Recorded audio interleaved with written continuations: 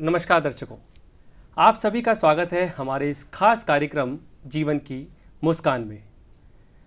जिंदगी बदल जाती है अगर हमारे जीवन में नम्रता ना हो, और खेल बिगड़ सकता है पल में अगर सतर्कता ना हो। जी हाँ, हमारे जीवन में सतर्कता और जागरूकता कितनी ज़रूरी है, इसकी बात हम कर सकते हैं कि हमारे जीवन में एक सुरक्षा का बुनियाद होती है सतर्कता। आज के इस दौर में जब लोग प्रतिस्पर्धा के साथ आगे बढ़ रहे हैं और लगातार एक दूसरे को, इंसानियत को खोते जा रहे हैं, और ये नहीं सोचते कि हम किसी के साथ गलत कर रहे हैं और दूसरे व्यक्ति के साथ जिसके साथ गलत होता है वो चाहते हुए भी कुछ नहीं कर पाता, अपने न्याय के लिए नहीं लड़ पाता।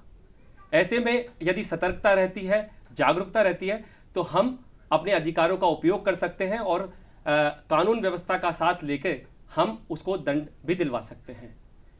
सतर्कता हमारे जीवन में कितनी महत्वपूर्ण है, ऐसे ही कुछ विषयों पर चर्चा करने के लिए आज हमारे साथ स्टूडियो में मौजूद है अजय सिंह जी, जो कि सामाजिक कार्यकर्ता हैं और वरिष्ठ अधिवक्ता है। अजय सिंह जी, आपका बहुत बहुत स्वागत हमारे इस कार्यक्रम में। सबसे पहले तो मैं ये जानना चाहूँगा कि हमारा जैसा कार्यक्रम है, इसमें हमारा विषय है विशेष योग्यजन एवं सतर्कता। तो सतर्कता क्या है और हमारे जीवन में इसके क्या मायने हैं? देखिए, सतर्कता को अगर हम सरल भाषा में समझने की कोशिश करें तो आप ये समझिए कि आपके अधिकार की जानकारी आपको होना पहली स्टेप है। आपको अपने अधिकारों की जानकारी होना चाहिए, और उन अधिकारों का अगर हनन होता है तो आपको किस प्लेटफॉर्म पे जाना है वो आपको पता होना चाहिए। तो अगर आपको प्लेटफॉर्म पता है, कहाँ जाना है, आपको अधिकारों की जानकारी है, तो हम ये कह सकते हैं कि आप सतर्क हैं। और सतर्कता का एक चीज़ ये भी है कि आप किसी गलत होने वाली चीज़ को रोक दें। जैसे मैं एकदम अपने जो डेली हमारी रूटीन में जो चीज़ें काम आती हैं उन्हीं में से उदाहरण उठाऊंगा। पहला आप समझिए कि कोई व्यक्ति दुकान पे सामान खरीदने गया, अब दुकानदार ने उसको बिल दिया या नहीं दिया, उस व्यक्ति ने इस बात पे ध्यान नहीं दिया।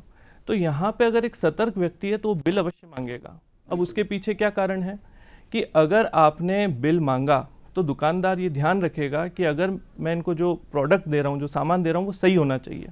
अगर इस सामान में कोई खराबी निकली तो कल को तो ये मेरे ऊपर केस करेंगे, इनके पास बिल भी है। तो आपने बिल मांग के एक सतर्कता निभाई और इस वजह से शायद आपको अच्छा सामान मिलने की संभावना बढ़ गई। पर यहीं इसका ठीक उदाहरण उल्टा लीजिए। अगर कोई व्यक्ति सामान खरीदने जाता है और सोचता है कि हमारे 2-3% का फ़र्क पड़ेगा, मैं बिल नहीं लेता, वो बिल नहीं लेता। अब दुकानदार को पता है कि इसने बिल तो लिया नहीं, तो हो सकता है उसको जो सामान बेचा गया हो उस सामान में कोई डिफेक्ट निकल जाए, कमी निकल जाए। अब क्योंकि उस खरीदार के पास, ग्राहक के पास बिल तो नहीं है, तो वो कंज्यूमर कोर्ट में कैसे जाएगा? तो यहाँ पर सतर्कता से आप उदाहरण से ये समझिए कि अगर हमारे ग्राहकों को पता है कि हमें बिल लेना आवश्यक है, तो वो ये इस चीज़ की संभावना बढ़ा देते हैं कि उनके साथ धोखाधड़ी कम होगी। दूसरा उदाहरण मैं लेता हूं, जैसे आजकल लोन लेने के लिए कई प्राइवेट NBFC खुल गई हैं, मतलब ऋण लेने के लिए लोग प्राइवेट बैंक्स पे भी जा रहे हैं। और उसके आप देखिएगा हमारे ग्रामीण भाई बहन भी जाते हैं, उनसे इंग्लिश में फॉर्म कई बार साइन हो जाता है। तो ये एक बहुत जनरल से हमें बात पता है कि जो लोग ग्रामीण परिवेश के हैं वो एक इंग्लिश के लोन फॉर्म को कैसे समझेंगे। तो उनका हक है कि वो बोलें कि हमें आप फॉर्म हिंदी में दीजिए, ताकि हम कम से कम किन शर्तों पे लोन ले रहे हैं वो शर्तें तो हमें समझ में आए। तो ये एक सतर्क अगर व्यक्ति है, वो लोन लेने जाएगा तो बोलेगा नहीं, आप मेरे को मेरी भाषा में, हिंदी भाषा है, हिंदी में मेरे को लोन के कागज़ दीजिए। और मैंने एक चीज़ ये भी देखी है कि कई बार व्यक्ति लोन के कागज़ साइन कर देते हैं, उसमें कई जगह खाली छोड़ी पड़ी होती है, बाद में उनमें चीज़ें भरी जाती है। तो ये भी मैं अपने दर्शकों को समझाना चाहूँगा कि ये सतर्कता आप रखें कि आप लोन लेते वक्त जब साइन कर रहे हैं तो ये ध्यान रखें कि खाली उसमें कोई स्पेस ना हो, उसको भरवाइए, आपका अधिकार है। तीसरा उदाहरण मैं आपको देता हूँ, एक सड़क सुरक्षा सप्ताह भी होता है। तो जैसे सतर्कता है, ये भी आपको अपने सड़क नियमों की, यातायात के नियमों की पालना करनी है, पता होना चाहिए। इसमें आप जैसे कई जगह हमने देखा है कि कई व्यक्ति जिनके पास लाइसेंस नहीं है वो भी गाड़ियाँ चला रहे हैं। अगर उनने किसी दूसरे व्यक्ति से एक्सीडेंट कर दिया तो दूसरे व्यक्ति का क्लेम कौन देगा? क्योंकि जो व्यक्ति गाड़ी चला रहा है उसके पास तो लाइसेंस नहीं है, तो इंश्योरेंस कंपनी तो उसको सपोर्ट करने वाली नहीं है, वो तो फ्री हो गई। तो ऐसे भी आपको ध्यान रखना है, छोटी छोटी बातें, जैसे मैंने बताया, आप बैंक से लोन ले रहे हैं, दुकान से सामान खरीद रहे हैं, सड़क पे गाड़ी चला रहे हैं, तो ऐसे आप जब जानकारी रखेंगे तो बचाव भी कर पाएंगे। और अधिकारों का हनन होता है तो आप उचित प्लेटफॉर्म पे जाके अपनी सक्षम रूप से सबूतों के साथ बात भी कह पाएंगे और ये सतर्कता है आम आदमी के लिए। बाकी सरकार अपने स्तर पे सतर्कता के बहुत सारे प्रोग्राम चलाती रहती है, तो ये इसमें सतर्कता का मतलब निकाला जाना चाहिए। बिल्कुल बिल्कुल। ये बात बहुत आपने अच्छी बताई कि अगर हम कोई भी लोन लेते हैं या ऐसा कोई खाली कागज़ जो पॉइंट्स उसमें होते हैं उसको बड़े सावधानी के साथ में उसको भरें या फिर खाली नहीं छोड़ें, जिससे कि हमें भविष्य में इस तरह की किसी भी परेशानी का सामना। जैसे एक इससे मेरा जुड़ा हुआ सवाल है कि ग्रामीण जो होते हैं हमारे ग्रामीण जो जनता है, चाहे वो पुरुष हो महिला हो, तो उसमें अगर उनके साथ में कुछ ऐसा गलत घटित होता है तो उन्हें कहा जाता है कि प्रथम सूचना आप दर्ज कराएं और इस तरह की एफआईआर की बात उनके लिए की जाती है। तो ऐसे में वो इस पर कैसे एफआईआर को दर्ज करा सकते हैं या किसके एफआईआर मेनली तो पहले ये बताएं कि एफआईआर होती क्या है, क्योंकि बहुत सारे हमारे दर्शकों को, बहुत सारे ग्रामीण भाई बहनों को ये पता नहीं होता कि एफआईआर आखिर होती क्या है। तो पहले तो आप ये बताएं कि एफआईआर क्या है और फिर आप बताएं कि किस तरीके से वो कहाँ किससे मिल सकते हैं, संपर्क कर सकते हैं। देखिए, एफआईआर को आप ये समझिए कि मान लीजिए हम इससे जटिल भाषा में ना जाएं और सिंपल समझने की कोशिश करें। क्या होती है? शिकायत होती है जी। शिकायत करने का क्या तरीका है? आप एक कागज़ लीजिए, उस पर शिकायत लिखिए, आप शिकायत दे दीजिए, जो सिंपल भाषा है। अगर कोई व्यक्ति पढ़ा लिखा नहीं है तो उसके साथ क्या होगा? वो तो नहीं लिख सकता अपनी शिकायत, क्या होगा वो भी अपन उस पर भी आएंगे। पर एफआईआर का जो पहला मतलब निकलता है वो ये है कि जो भी घटना किसी के साथ घटित हुई उसकी वो जो प्रथम शिकायत दे देगा उसी को इंग्लिश में एफआईआर कहते हैं, हिंदी में प्रथम सूचना रिपोर्ट कहते हैं।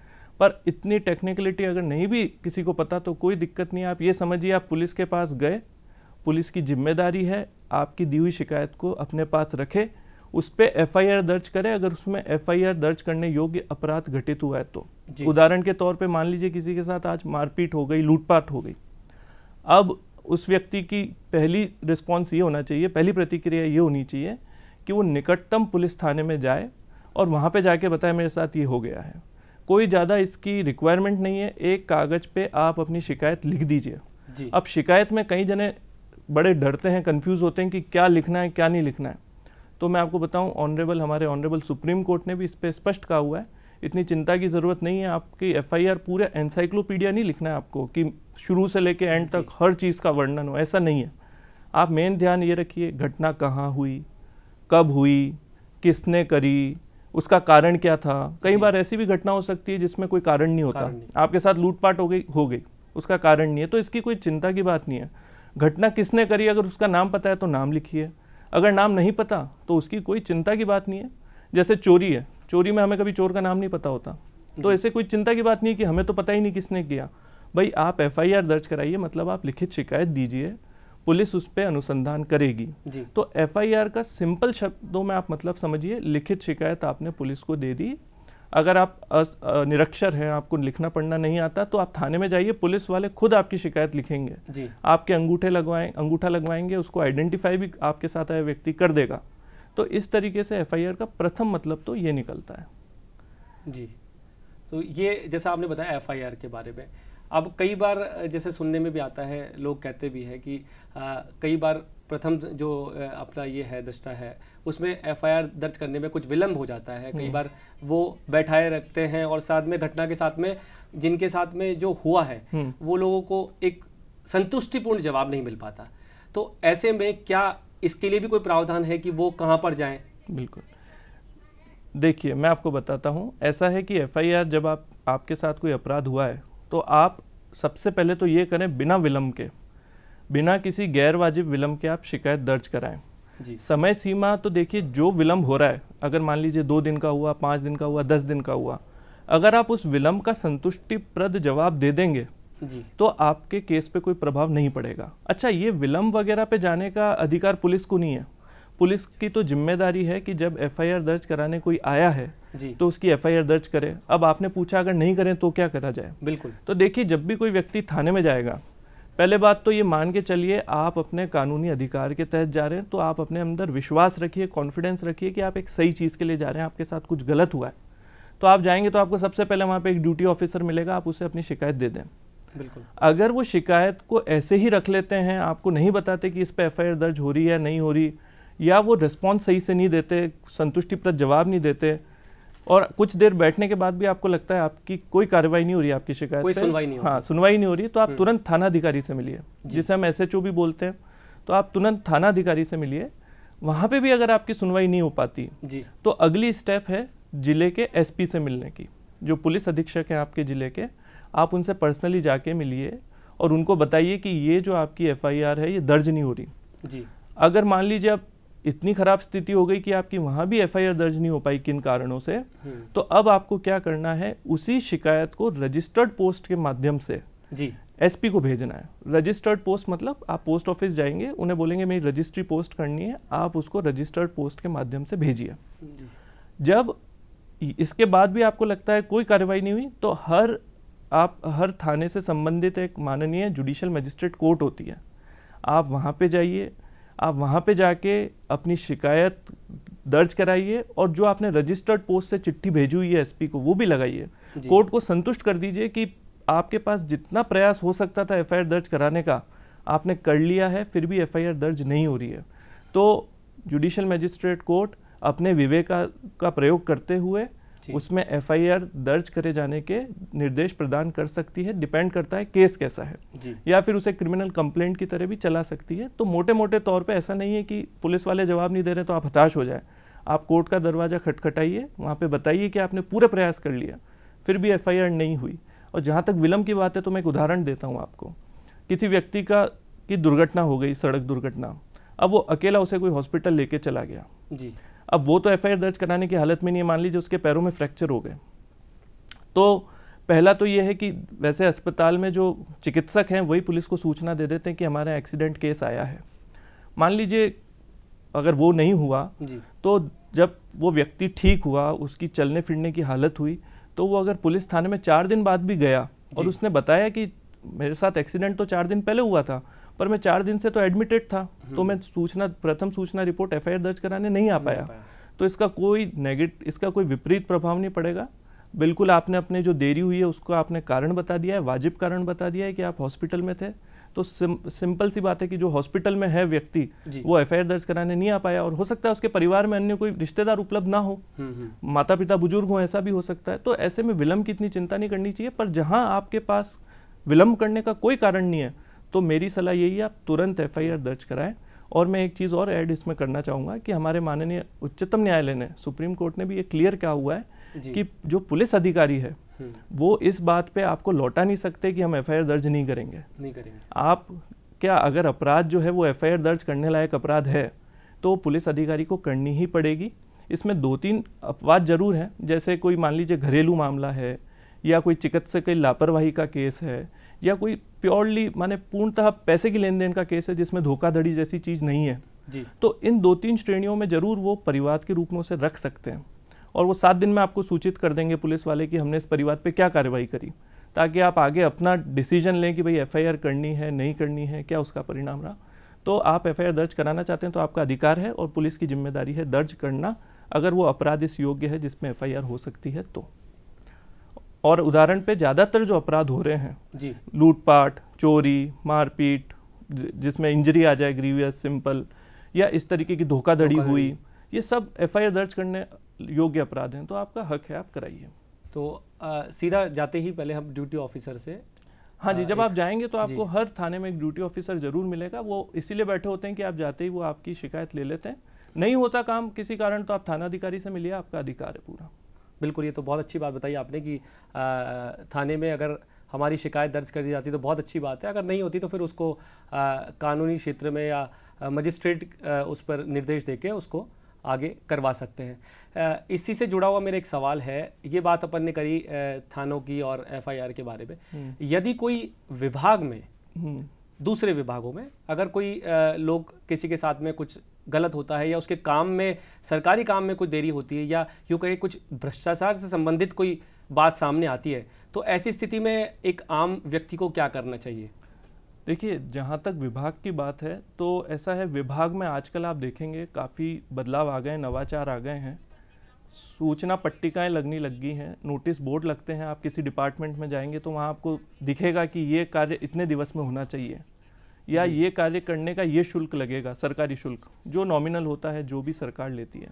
तो पहली सतर्कता तो आप ये रखिए कि जिस विभाग में आप जिस कार्य के लिए जा रहे हैं, आप सूचना पट्ट नोटिस बोर्ड को ध्यान से पढ़िए कि वहाँ क्या लिखा है कि आप जो काम कराना चाह रहे हैं वो कितने दिन में हो जाएगा और उसका कितना शुल्क लगेगा। तो इससे आपको पहले तो ये पता पड़ जाएगा कि सही तरीके से काम कैसे होना है। अगर वैसे तो ज़्यादातर विभागों में काम हो रहे हैं, पर अगर मान लीजिए कोई आपको बरगला रहा है या आपको ज्ञान कम है, उस बारे में जानकारी कम है, कोई उसका फ़ायदा उठाना चाह रहा है, तो आप ये ध्यान रखिए कि आप अपनी बात अधिकारी, जो उस विभाग के अधिकारी हैं, सीनियर हैं, उनको बताएं अपनी बात।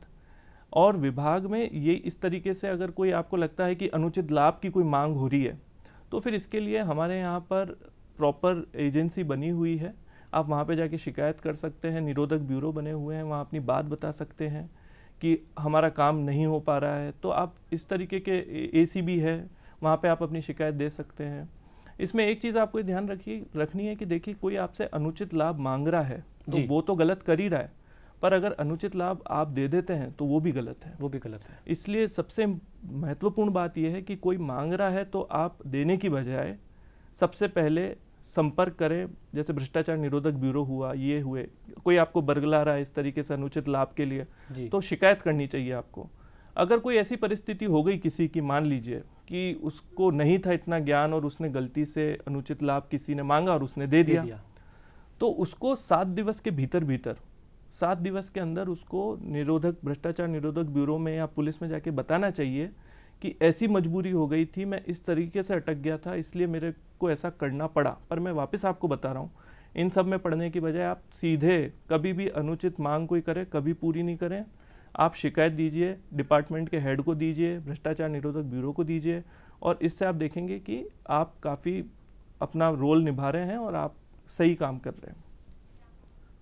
बिल्कुल बिल्कुल, ये बहुत अच्छी बात बताई इन्होंने कि इस तरह से अगर आपसे कोई भी अनुचित मांग करता है या कुछ भी चीज़ें आपसे लेने की कोशिश करता है, तो सबसे पहले ही आपको उस चीज़ को बढ़ावा नहीं देना है और ना ही उस चीज़ को आगे बढ़ाना, बल्कि उसके लिए आपको आगे बढ़ के प्रयास करना है कि वो कैसे उसमें रुके।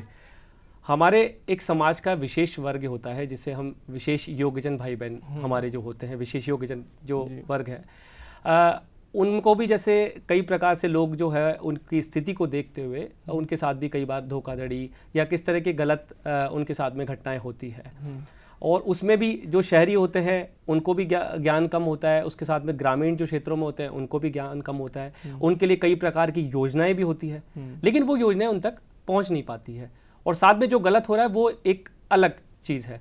तो ऐसे में क्या उनके लिए विशेष प्रकार के कोई प्रावधान है या जिससे कि उनको शीघ्र न्याय मिल सके या योजनाओं का लाभ मिल सके?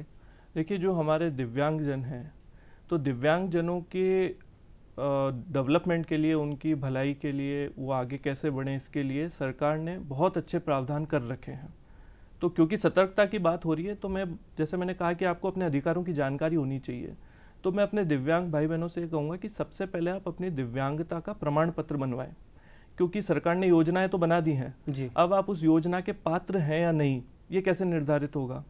तो इसलिए आप प्रमाण पत्र बनवाएं। अब सवाल आता है कि प्रमाण पत्र कहाँ बनवाएं? बिल्कुल, तो देखिए, प्रमाण पत्र हर शहर में, पूरे देश में, आप चाहे किसी भी शहर में हो, हर शहर में सरकार ने मेडिकल ऑफिसर इस संबंध में नियुक्त किए हुए हैं, जिनके पास आप जाएंगे तो आपकी दिव्यांगता का प्रमाण पत्र बना देंगे। बिल्कुल, आप ऑनलाइन भी इसकी जानकारी निकाल सकते हैं। जैसे एक स्वावलंबन कार्ड .gov.in वेबसाइट है, अगर हमारा कोई भी दिव्यांग भाई बहन या उनके रिश्तेदार उस वेबसाइट पे जाते हैं तो नीचे ही उनको एक बटन मिल जाएगा जिसमें आएगा निकटतम चिकित्सा को अधिकारी को ढूंढें। आप जैसे ही उस पर क्लिक करेंगे, वो सिर्फ आपसे 2 चीज़ें पूछेगा, आपका राज्य और आपका शहर, आपको वो भरनी है। जैसे ही आप भरेंगे तो आपको बाकायदा आपके शहर में कौन से वो डॉक्टर हैं, उनका क्या फ़ोन नंबर है, ईमेल आईडी है, उनका ऑफिस एड्रेस क्या, ये सब आ जाएगा। आप तुरंत संपर्क करके सबसे पहली स्टेप ये करें कि अपना दिव्यांगता प्रमाण पत्र बनवा लें। तो जब दिव्यांगता प्रमाण पत्र बन जाएगा तो आप योजनाओं का लाभ पाने के अधिकारी होंगे। आपके साथ कुछ गलत हो रहा है या आपका जो अधिकार है वो आपसे छिन रहा है, नहीं मिल रहा है, उन सब की आप लड़ाई तब लड़ पाएंगे जब आप पहले पात्र हों। तो आप पात्रता ले लें। उसके बाद आप ये देखें कि दिव्यांग भाई बहन चाहे किसी भी उम्र का हो, सबके लिए कोई ना कोई लाभ जरूर है, सरकार की तरफ से दिया हुआ है। जैसे मैं बात करूं बच्चों की, जो 6 से 18 साल के बच्चे हैं, अगर उनको बेंचमार्क डिसेबिलिटी है, ये थोड़ा सा कानूनी शब्द है बेंचमार्क डिसेबिलिटी, इसकी चिंता करने की ज़रूरत नहीं है, आपको तो डॉक्टर बता के दे देगा कि बेंचमार्क डिसेबिलिटी है या नहीं है। तो अगर मान लीजिए अधिक स्तर की दिव्यांगता है, तो 6 से 18 साल का कोई बच्चा है तो उसे अपने निकटतम स्कूल में, पड़ोस में जो स्कूल है उसकी पसंद का, वहाँ पे फ्री एजुकेशन का उसको राइट है। दूसरी बात, जब वो जैसे बड़े हो गए, उच्च शिक्षा में आ गए, तो उच्च शिक्षण संस्था जो हैं, जिनमें या तो वो सरकारी हैं या फिर वो ऐसे शिक्षण संस्थाएं जो सरकार से अनुदान ले रहे हैं, तो उनकी भी जिम्मेदारी है 5% सीटें उनको रिजर्व करनी होती है। बेंचमार्क डिसेबिलिटी, दिव्यांग जो बेंचमार्क स्तर पे जिनकी दिव्यांगता है, उनके लिए सीटें रिजर्व करनी होती है उनको जी। उनकी उम्र में 5 साल का रिलैक्सेशन भी देना होता है। और फिर रोजगार की जहाँ बात आती है तो देखिए अलग अलग स्तर पे रिजर्वेशन करे हुए हैं, 4% तक भी रिजर्वेशन का प्रावधान है। एक बात मैं बताना चाहूँगा, जो एसिड अटैक विक्टिम्स हैं जिन पे तेजाब का हमला हुआ है, उनको भी यहाँ पे इस एक्ट में रिजर्वेशन का प्रावधान किया हुआ है। अच्छा, तो कोई व्यक्ति चाहे सरकारी डिपार्टमेंट में काम कर रहे हो या वो प्राइवेट इंस्टीट्यूशन में काम कर रहे हो, अगर उन्हें ऐसा प्रतीत होता है कि उनको उनकी बात को सुनाने का उन्हें उचित माध्यम चाहिए, प्लेटफॉर्म चाहिए, या उन्हें कोई प्रॉब्लम है जी जिससे उन्हें समानता नहीं महसूस हो रही है, तो वो हर स्टेट में, जैसे राजस्थान की बात करूं तो यहाँ पे भी डायरेक्टोरेट और कमिश्नरेट ऑफिस हैं जो बाकायदा शिकायतों का निवारण करते हैं। वेबसाइट है dsap.rajasthan.gov.in। इस पे जाके आप कमिश्नरेट और डायरेक्टोरेट मुख्यालय का पता, फ़ोन नंबर सब देख सकते हैं। तो अगर किसी हमारे दिव्यांग भाई बहन के साथ उसे लग रहा है कि सही नहीं हो रहा, समानता नहीं है, तो वह यहाँ अपनी शिकायत दर्ज करा सकते हैं। ये बहुत अच्छी बात बताई कि आपको वेबसाइट के माध्यम से भी बहुत सारी जानकारी मिल जाएगी। बाकी हर शहर में इस तरह के ऑफिसेज अधिकारी नियुक्त किए हुए हैं जो कि बता सकते हैं। सरकार द्वारा जो है वो जागरूकता के लिए, सतर्कता के लिए क्या कोई विशेष प्रकार के क्या क्या प्रावधान वो चलाए जाते हैं? देखिए समय समय पे बहुत सारे इसमें प्रोग्राम चलते हैं जी। और जो एक्ट बना है उसमें ये भी है कि सरकार को प्रावधान करने भी हैं कि कैसे अवेयरनेस बढ़ाई जाए। तो देखिए सबसे सरल माध्यम तो आज इंटरनेट है जी। और इंटरनेट की वजह से 24 घंटे 365 दिन जो है इन्फॉर्मेशन बहुत आसानी से उपलब्ध है। अगर हमारे ग्रामीण भाई बहन भी हैं तो ये जो वेबसाइट बनी है हिंदी और इंग्लिश दोनों में बनी है बिल्कुल। तो अगर वहाँ पे कोई इंटरनेट इस्तेमाल करना जानता है, जो कि आजकल बच्चे भी जानते हैं जी, तो बहुत आप गूगल पे आराम से डालिए, आपको जितनी इन्फॉर्मेशन, जैसे मैं उदाहरण दूँ, जो बच्चे हैं उनको स्कॉलरशिप का प्रावधान है, जो दिव्यांग बच्चे हैं, तो दिव्यांग बच्चों को स्कॉलरशिप का प्रावधान है, तो आप डिसेबिलिटी अफेयर्स की वेबसाइट है उस पर आप जाइए, आपको स्कॉलरशिप की जानकारी मिलेगी। तो जब तक उनको जानकारी नहीं मिलेगी वो उसको अप्लाई कैसे करेंगे, आवेदन कैसे करेंगे? इसलिए अवेयरनेस में जो सबसे बड़ा गवर्नमेंट ने, सरकार ने जो योगदान दिया है वो ये दिया है कि वेबसाइट बनी हुई है। और आपको मैं एक चीज़ और बताऊं, अभी जो मैंने कहा कि आप दिव्यांगता प्रमाण पत्र बनवा लें, ये ऑनलाइन भी होने लग गया है। इसे आप UDID, अगर आप swavlambancard.gov.in पे जाएंगे तो आप घर पे बैठ के भी आवेदन कर सकते हैं। तो ये जो चक्कर काटने और बार बार आना जाना था वो इतना नहीं रहा, आसानी से हो सकता है। नहीं, बहुत अच्छी बात आपने करी। जैसे आपने बात करी युवा पीढ़ी की, बात करी आपने, युवाओं को भी जो है, तो मेरा जो एक सवाल है, मेरा बहुत अहम सवाल मैं इसको मानता हूँ कि युवा पीढ़ी जो है आजकल बहुत समय अपना सोशल मीडिया वगैरह पे गवाती है। तो क्या युवा पीढ़ी भी एक सशक्त माध्यम हो सकता है इस चीज़ के प्रचार प्रसार के लिए? देखिए सोशल मीडिया तो बहुत, मतलब ये ऐसी चीज़ है, ये इस्तेमाल करने वाले पे निर्भर करता है। और युवा पीढ़ी अब पहले से ज़्यादा शक्तिशाली है। अगर आप सोशल मीडिया को देखें तो आप किसी बीमार व्यक्ति के लिए सोशल मीडिया के माध्यम से पैसे इकट्ठा कर सकते हैं। ये सब पहले तो नहीं होता था, अब होने लग गया है। तो इसमें मैं यही सुझाव दूंगा कि जो युवा पीढ़ी है, जो शेयर करते हैं लिंक को, समाचार को, तो वो डिसेबिलिटी अफेयर्स की वेबसाइट का लिंक शेयर करें, स्वावलंबन कार्ड की वेबसाइट का लिंक शेयर करें, अपने दोस्तों तक पहुंचाएं, ताकि हमारे जो दिव्यांग भाई बहन हैं उनको आगे कैसे बढ़ाया जाए, उन तक लाभ कैसे पहुंचाया जाए, ये सबसे सटीक माध्यम से अगर कोई पहुंचा सकता है तो वो हमारे देश की युवा पीढ़ी सोशल मीडिया के माध्यम से बहुत जल्दी पहुंचा सकती है। और इसमें सरकार के, जो हम कहते हैं सरकार क्या योगदान कर रही है, तो मैं ये चाहता हूँ कि युवा पीढ़ी भी बहुत योगदान करे। तो बहुत आसान है, आपको वेबसाइट्स के लिंक शेयर करने हैं और जानकारी आगे तक पहुंचानी है। फिर सारी योजनाएं बनी हुई है, बस उनका लाभ लेने वालों तक जानकारी पहुंचाना जरूरी है। जी बिल्कुल, अच्छी ये बात भी अच्छी आपने बताई कि युवा पीढ़ी जो है वो सोशल मीडिया के माध्यम से कर सकती है। तो क्या ऐसे कोई और स्कीम्स वगैरह भी विशेष योग्यजन भाई बहनों के लिए है जिससे उनको लाभ मिल सके और उनकी कुछ पात्रता वगैरह भी रहती है? देखिए जो मैंने अभी जो हमने अभी पहला बिंदु डिस्कस किया था जी, उसी में है। जैसे हमारे जो दिव्यांग भाई बहन है, आपको मैं बताऊं कि जो सरकार है उसके ऊपर एक्ट के तहत ये है कि ट्रांसपोर्ट में जैसे हमारे कोई दिव्यांग भाई बहन जाते हैं तो आपने ये तो देखा होगा कि सीट आरक्षित रहती है, लिखा भी रहता है। बिल्कुल। पर क्या आपको पता है कि उनके लिए पार्किंग स्पेस हुआ, टॉयलेट हुआ, टिकट काउंटर हुआ, टिकट मशीन हुआ, यहाँ तक उनको बैरियर फ्री पहुँचाना, वो कैसे आसानी तक पहुँचे, ये भी है। फिर आजकल तो ऐसा भी है कि केंद्र सरकार ने कुछ इसमें नियम बनाए हैं कि अगर आप कोई निर्माण कर रहे हैं जहाँ पे पब्लिक फैसिलिटी आप दे रहे हैं, तो उस निर्माण में आपको दिव्यांगजनों की सुविधा का विशेष ध्यान रखना पड़ेगा। वो प्लान में होगा तो वो प्लान अप्रूव होगा, अनुमोदित होगा, आगे बढ़ेगा। तो ये आप इस तरीके से देख सकते हैं कि स्कीम्स जो हैं वो ना सिर्फ स्कॉलरशिप, रिजर्वेशन तक सीमित हैं, बल्कि ट्रांसपोर्ट, बिल्डिंग स्ट्रक्चर, जो इंफ्रास्ट्रक्चर हम बना रहे हैं लोगों के लिए, वहाँ तक वो जारी हैं। तो स्कीम बहुत हैं और ये धीरे धीरे बहुत आगे बढ़ रहा है। मतलब आप जैसे अगर कोई किसी विभाग में कोई जाता है, कोई दिव्यांग भाई बहन या कोई जाता है, तो उनको उस विभाग में जाने में कोई दिक्कत ना हो, उनके लिए इस तरह से सुगम रास्ते या कुछ इस तरीके से उनके लिए सुविधाएं होती है? जी बिल्कुल होती है। और आप ये देखेंगे, अभी आप जैसे कई सरकारी विभाग जाएंगे तो आपको पता चलेगा कि कुछ सालों पहले तक वहाँ सिर्फ सीढ़ियाँ थी, अब वहाँ रैंप बनने लग गए। तो ये धीरे धीरे गाँव तक भी होना चाहिए, क्योंकि प्रावधान है, अगर आप पब्लिक फैसिलिटी दे रहे हैं तो ये व्यवस्थाएं करनी पड़ेगी। बिल्कुल बिल्कुल बिल्कुल। ये बहुत अच्छी बात आपने बताई कि हमारे दिव्यांग भाई बहनों के लिए आजकल सभी प्रकार के विभागों में इस तरह की विशेष व्यवस्थाएं हैं ताकि वो सुगमता से जा सके, उन्हें किसी प्रकार की दिक्कत ना हो। और साथ ही आपने ये भी बताया कि किस तरीके से हम FIR में या पुलिस विभाग में, थानों में किस तरीके से हमारी सुनवाई आसानी से हो सकती है, क्या हमारे अधिकार हैं, ग्रामीण क्षेत्रों के लोगों के लिए हमारे पास में क्या अधिकार हैं, उन्हें कैसे योजनाओं को लाभ मिल सकता है, और युवा पीढ़ी किस तरीके से हमारी जो ये बातें हैं, हमारी जो ये योजनाएं हैं, और किस तरीके से उनका प्रचार प्रसार अपने माध्यम से कर सकती है ताकि वो चीज़ जन जन तक पहुँचे। आप हमारे कार्यक्रम में आए, आपने इतनी बहुमूल्य जानकारी हमें दी, आपका बहुत बहुत धन्यवाद।